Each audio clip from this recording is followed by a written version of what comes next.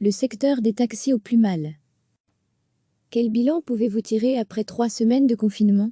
C'est comme un coup de frein brutal, sans ceinture de sécurité, en quelques secondes, le moteur qui faisait vivre les chauffeurs de taxi s'est grippé, provoquant au passage des dégâts importants. Une situation qui inquiète le président de la Fédération belge des taxis, FEBE. Entretien avec Sam Bouchal. La particularité du taxi, c'est d'être un baromètre de l'économie en général. Nos clients appartiennent notamment au monde de l'orca et des salles de spectacle, donc si tout ça est à l'arrêt, notre activité ne peut fonctionner qu'au ralenti. Aujourd'hui, très peu de taxis sillonnent encore la ville, et s'ils le font, c'est parce que les courses acceptées font partie des activités essentielles. Permettre aux agents SNCB par exemple de se rendre sur leur lieu de travail, ou encore aider les personnes à mobilité réduite, qui doivent aller à la pharmacie et faire leurs courses, on ne peut rien faire d'autre que subir. Il est colossal. Le secteur enregistre une perte de chiffre d'affaires de plus de 90%. Chez Autolux, société de taxi, on est même à 97%, c'est terrible. Quand l'économie est en hibernation, les taxis le sont aussi. Ces plateformes de mise en relation ont été confrontées à la demande des chauffeurs de pouvoir cesser leurs activités. Du coup, est venue pour eux la difficulté de payer la redevance radio mensuelle, autrement dit le droit de se connecter au système, qui est d'environ 500 €. Une somme que la plateforme des taxis bleus a décidé de ne pas demander pendant la crise, puisqu'elle a dit à ceux qui souhaitaient arrêter leurs courses qu'ils ne devaient pas cotiser. C'est un beau geste. Du côté des taxis verts, une autre politique a été mise en place. La plateforme a choisi de faire payer la moitié de la cotisation, qu'on roule ou non. Tous les chauffeurs de taxi sont concernés, qu'ils soient flamands, wallons ou bruxellois. C'est généralisé. C'est dur pour tout le monde, même s'il y a différentes aides apportées. Le gouvernement flamand a octroyé une prime de 3 000 € aux sociétés de taxi, qui n'ont pas fermé, mais qui ont perdu plus de 50% de leur chiffre d'affaires. Le gouvernement wallon l'a également fait, proposant une aide de 5 000 €, mais attention, celle-ci n'est donnée que si l'entreprise s'est arrêtée totalement. Il n'y a que le gouvernement bruxellois qui, pour l'instant, n'a pas fait de geste. Ce serait vraiment pas du luxe, si on pouvait obtenir une prime là aussi, rappelons-le, nous sommes une mission de service violemment touchée par la crise. On ne peut pas demander à de gens qui n'ont plus de chiffre d'affaires de continuer à payer. Disons qu'elles sont bienvenues pour payer les frais fixes, ceux auxquels on ne peut pas échapper, mais la situation est catastrophique.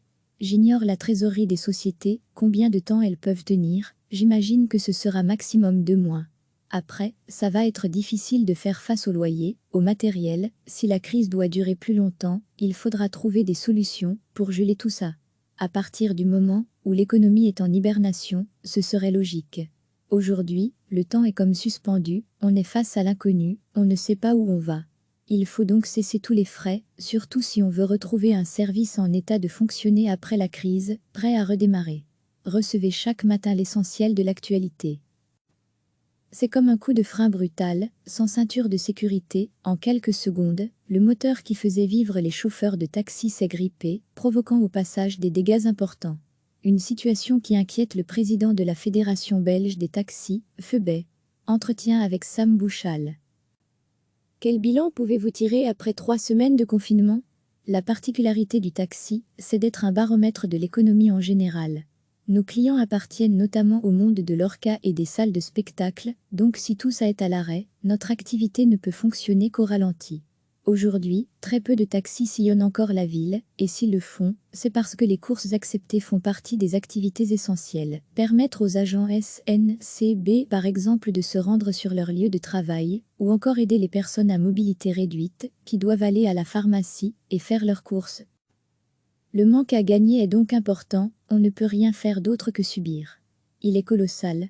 Le secteur enregistre une perte de chiffre d'affaires de plus de 90%.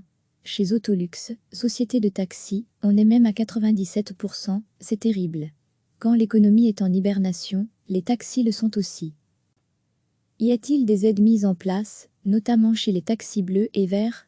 Ces plateformes de mise en relation ont été confrontées à la demande des chauffeurs de pouvoir cesser leurs activités. Du coup, est venue pour eux la difficulté de payer la redevance radio mensuelle, autrement dit le droit de se connecter au système, qui est d'environ 500 €. Une somme que la plateforme des taxis bleus a décidé de ne pas demander pendant la crise, puisqu'elle a dit à ceux qui souhaitaient arrêter leurs courses qu'ils ne devaient pas cotiser. C'est un beau geste. Du côté des taxis verts, une autre politique a été mise en place. La plateforme a choisi de faire payer la moitié de la cotisation, qu'on roule ou non. La crise est-elle principalement bruxelloise ou belge? Tous les chauffeurs de taxi sont concernés, qu'ils soient flamands, wallons ou bruxellois. C'est généralisé. C'est dur pour tout le monde, même s'il y a différentes aides apportées. Lesquelles? Le gouvernement flamand a octroyé une prime de 3 000 € aux sociétés de taxi, qui n'ont pas fermé, mais qui ont perdu plus de 50% de leur chiffre d'affaires. Le gouvernement wallon l'a également fait, proposant une aide de 5 000 €, mais attention, celle-ci n'est donnée que si l'entreprise s'est arrêtée totalement. Il n'y a que le gouvernement bruxellois qui, pour l'instant, n'a pas fait de geste. Ce serait vraiment pas du luxe, si on pouvait obtenir une prime là aussi, rappelons-le, nous sommes une mission de service violemment touchée par la crise. Les sommes proposées sont-elles suffisantes pour tenir? On ne peut pas demander à de gens, qui n'ont plus de chiffre d'affaires, de continuer à payer. Disons qu'elles sont bienvenues pour payer les frais fixes, ceux auxquels on ne peut pas échapper, mais la situation est catastrophique. J'ignore la trésorerie des sociétés, combien de temps elles peuvent tenir, j'imagine que ce sera maximum 2 mois. Après, ça va être difficile de faire face au loyer, au matériel. Si la crise doit durer plus longtemps, il faudra trouver des solutions pour geler tout ça. À partir du moment où l'économie est en hibernation, ce serait logique. Aujourd'hui, le temps est comme suspendu, on est face à l'inconnu, on ne sait pas où on va. Il faut donc cesser tous les frais, surtout si on veut retrouver un service en état de fonctionner après la crise, prêt à redémarrer. Cliquez sur s'abonner pour recevoir les dernières nouvelles.